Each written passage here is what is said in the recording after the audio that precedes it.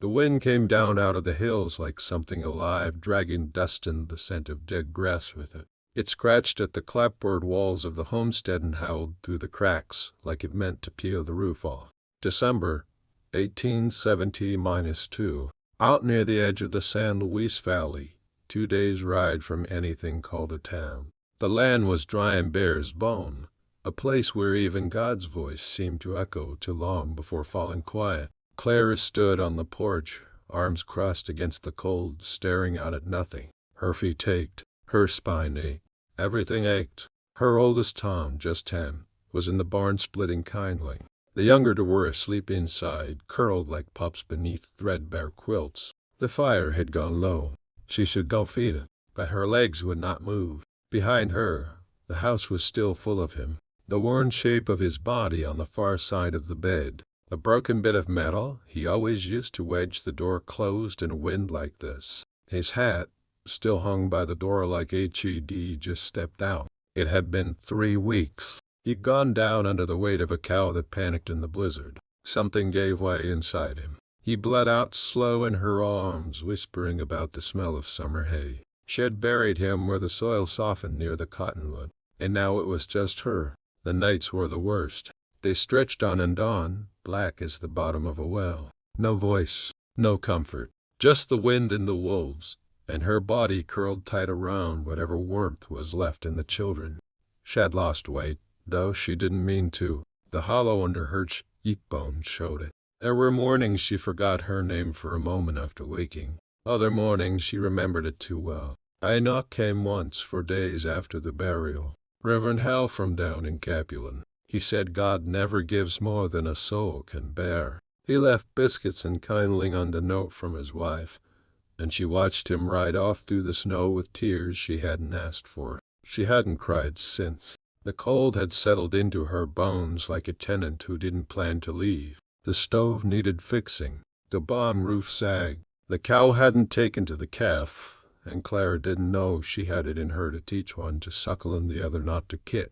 There wasn't enough flour, not enough sugar, not enough sleep. She felt something sharp behind her eyes again, but the tears didn't come. She didn't want them. What she wanted, what she needed was for the sky to stop pressing down, for the weight on her chest to lift, but nothing lifted, not in this place. The wind rattled the shutters again. Tom called from the barn, his voice thin in the wind. She turned slow, her limbs stiff like she hadn't moved in days. She stepped down the porch. The ground was frozen hard, dirt cracked like old leather. Her breath came in clouds.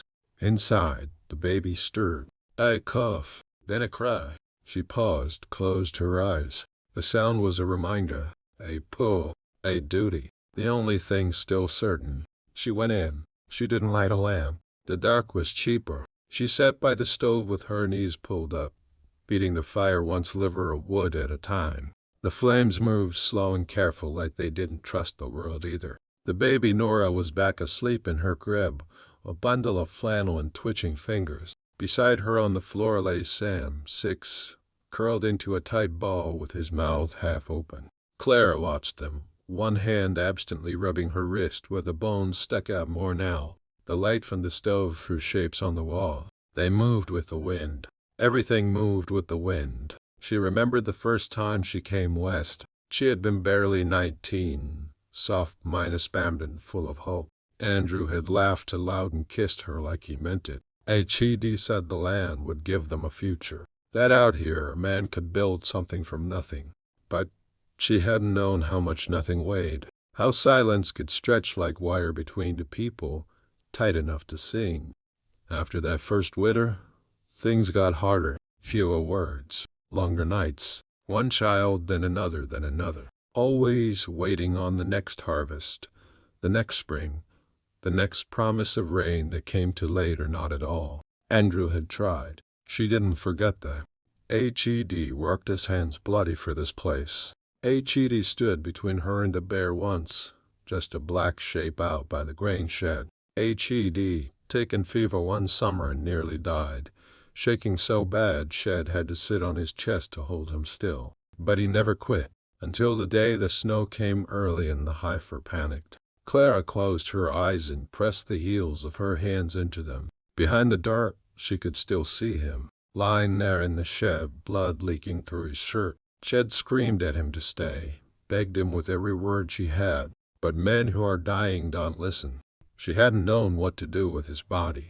The ground had frozen hard as iron. She dug with her hands until they bled, until Tom brought her the spade, wordless and pale. Together they got down far enough. She laid him there in silence, and when she stood again, she was alone in a way she had never been before. The days since had passed like a bad dream. You knew you were awake, but nothing made sense. She spoke only when needed. She ate without tasting. Sleep came like a thief, sudden and cruel. Her wedding ring felt heavier now. She wore it still, though it bit at her skin in the cold. She twisted it once around her finger and looked toward the window. The wind had slowed. The night had taken on a kind of stillness. Somewhere deep in the dark, a coyote called out low and long. Clara didn't flinch. There were things worse than wild animals. She knew that now. A creak on the floorboards behind her made her turn. Tom stood there, cheeks red, hair flattened from sleep. He didn't say anything, just walked over and leaned against her shoulder. She felt the weight of his trust, and it almost undid her. She wrapped an arm around him. He smelled like dirt and smoke in childhood. "Cold?" she asked, her voice rough. He nodded. She reached for another blanket. Outside, the wind picked up again like something circling back. But she stayed there, arms around her boy, fire burning low while the memories pressed in from every side. Subscribe and watch the frontier reveal its hard lessons and quiet mercies. Morning rose slow and pale, the sky stretched thin with frost. Clara pushed the barn door open with her shoulder, boots crunching on the brittle snow. She had a sack of oats in one arm, Nora strapped to her chest with a shawl. Tom had gone to fetch water. Sam followed her, dragging a metal bucket that knocked against his legs with every step. The cow kicked again when Clara came near. She cursed under her breath, set the sack down, and kept her hand steady. The calf mule lead, bony and small, not suckling like it should. She had tried to get them bonded, but the cow wouldn't take, and she was too worn out to fight about it. "Please," she muttered, more prayer than order. The wind shifted. Hoofbeats. She froze. Not close, but coming. Steady, not hurried. She pressed a hand to Sam's chest. He stilled, wide-eyed aside. From a rise near the tree line came the shape of a man on horseback, sun at his back, a bay gelding, coat heavy with dust. The man wore a broad hat and a coat too thin for the weather. He moved like he'd been riding a long while and didn't care much if he kept on. Clara stepped out into the yard, jaw-eyed. The rider slowed, then halted a dozen yards out. He didn't dismount. "Mornin'," he said. His voice was young, rough, but not threatening. He touched his hat. She didn't answer. "I'm looking for a place called the Harper Place. Got turned around after the storm." Clara stared at him. The name meant nothing. Most folk around here didn't stay long enough to be remembered. "There's no Harper here." He nodded, glanced back at the road, or what passed for one. "Figure. I been off mine a course a day or two. Horse through a shoe, had to walk him half a night." Clara looked at the horse. It favored its left furrow, barely noticeable. She saw the sag in the man's shoulders, the sunburned line of his neck where his scarf had slipped. "You lost?" she asked. "More or less." She crossed her arms, Nora stirring against her chest. "We'd not taken strangers. And not a skin to come in." He paused, nodded toward the barn. "Just saw the smoke. Thought maybe someone point me right." She didn't move. Sam stepped out behind her, holding the bucket in front of him like a shield. The man saw him and softened just a little. "You'll move on," he said. "But if you've got a spade and a nail, I can fix his hoof before dark." Clara looked past him to the horizon. Empty. Cold. "Name?" she asked. "Elias." She hesitated, then jerked her chin toward the barn. "Farrier's tools are inside the door." He gave a grateful nod, climbed down slow, favoring one leg. His limp was slight but real, the kind that came from an old break. He led the horse in without asking another word. Clara watched him go. Sam tugged her sleeve. "Who is he?" "No one yet," she said. But something in her stomach shifted. Not fear. Not exactly. Just the strange weight of something new crossing into the quiet. Inside the barn, She heard him talking low to the horse. His voice was steady, gentle, even. She stood there another moment, then followed him in. Elias worked with the quiet confidence of someone who had spent years around animals in silence. Had taken off his coat and rolled his sleeves, and Clara saw the lines of old scars running down one arm, pale against his skin like lightning in reverse. He crouched beside the gelding with the hoof braced on his knee, working the rasp in smooth, measured strokes. Clara stayed near the barn door, arms folded, watching. Not out of mistrust, though that lived close under her skin, but because she didn't yet know what this man was. Not a threat, not so far, but not nothing. "You shoe horses for a living?" she asked after a while. He glanced up, squinting.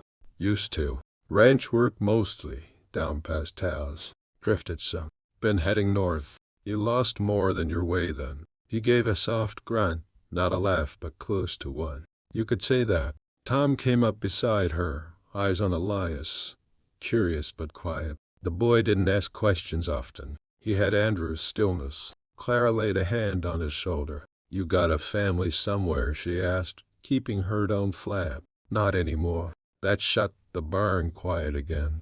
Outside, the wind rolled through the trees like distant surf. Inside, the gelding snorted and shifted its weight. "Your husband," Elias started, then trailed off. Clara didn't answer right away. The words sat in her throat, brittle. "Buried," she said. Elias nodded once, respectful. "You're managing a lot," he said after a long pause. "It's not a matter of managing. It's a matter of surviving."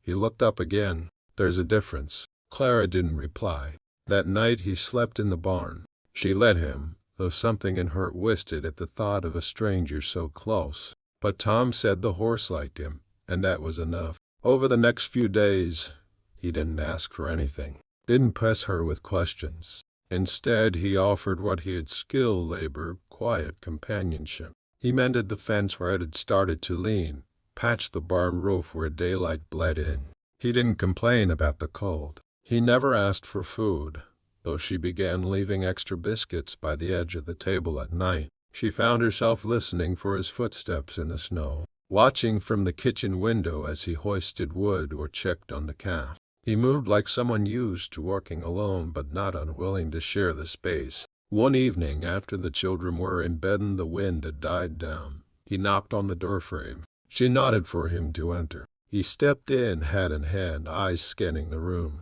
He didn't sit until she did. "You always planned to stay?" he asked. She looked at the flames in the stove. "We didn't come here to leave." He nodded.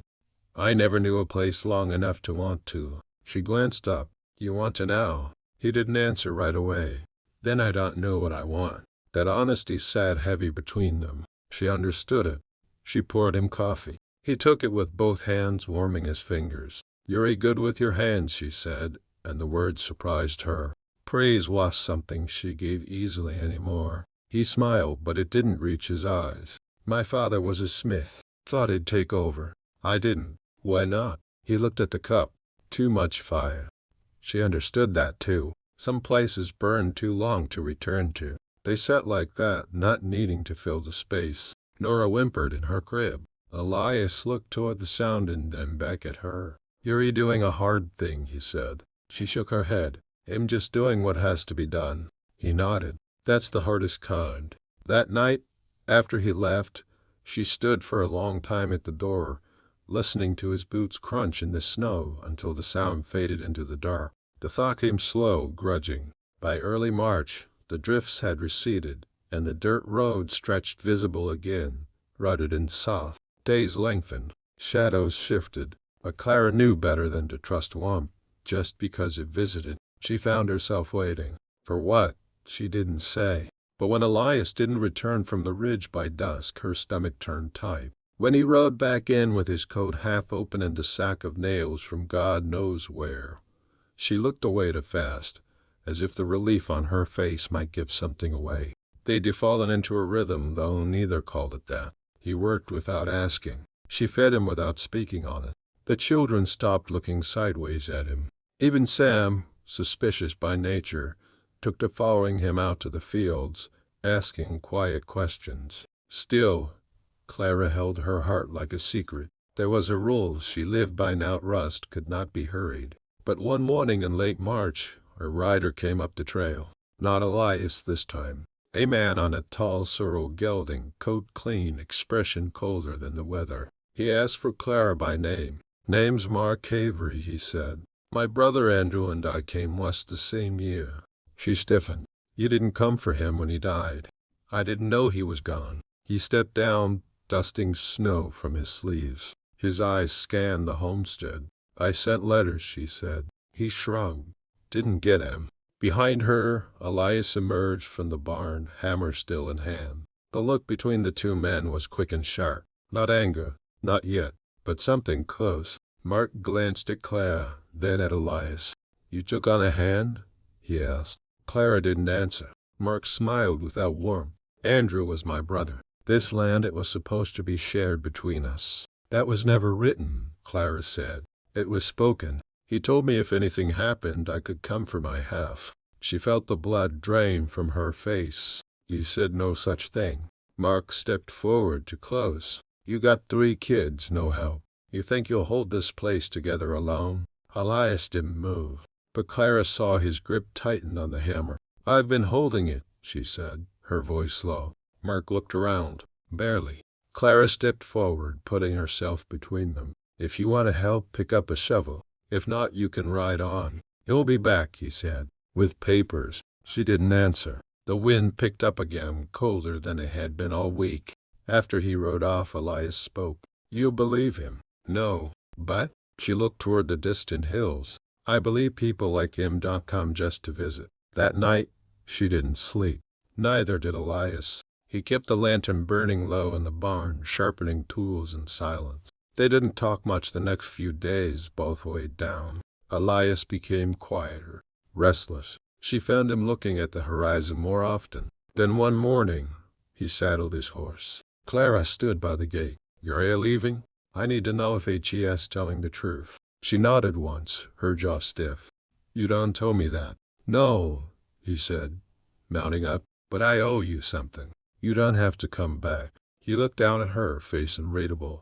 "I know." He rode off into the sun that hadn't yet warmed the frost, leaving Clara standing in the bare dirt, the silence heavier now than it had been in weeks. That night, she lay awake, staring at the roof, listening for hoofbeats that didn't come. 4 days passed, then 5. The 6th came cold and gray, and Clara stood at the edge of the field, one hand shielding her eyes from the wind. There was still no sign of Elias. She told herself she was worried. But when Tom asked if he was coming back, she didn't answer. On the 7th day, she saw the rider. He came from the north, hunched in the saddle. Elias. His coat was torn, and blood dried dark on one sleeve. She didn't wait on the porch this time. She ran. He near fell from the saddle, and she caught his arm. "What happened?" "Mark found me before I found the records," he said, voice rasping. "Told me to back off. Said you'd sign what he brought." She led him inside, helped him lower to a chair. The stove burned hot now, and she wrapped a blanket around his shoulders. His face was drawn, bruised at the cheekbone. The wound on his arm was shallow but angry. He looked up at her. "He has been selling off parcels of land to speculators. Without your name on anything, he thinks he can run you off and make a clean profit." Her mouth went dry. "He forged Andrew's signature." Elias nodded.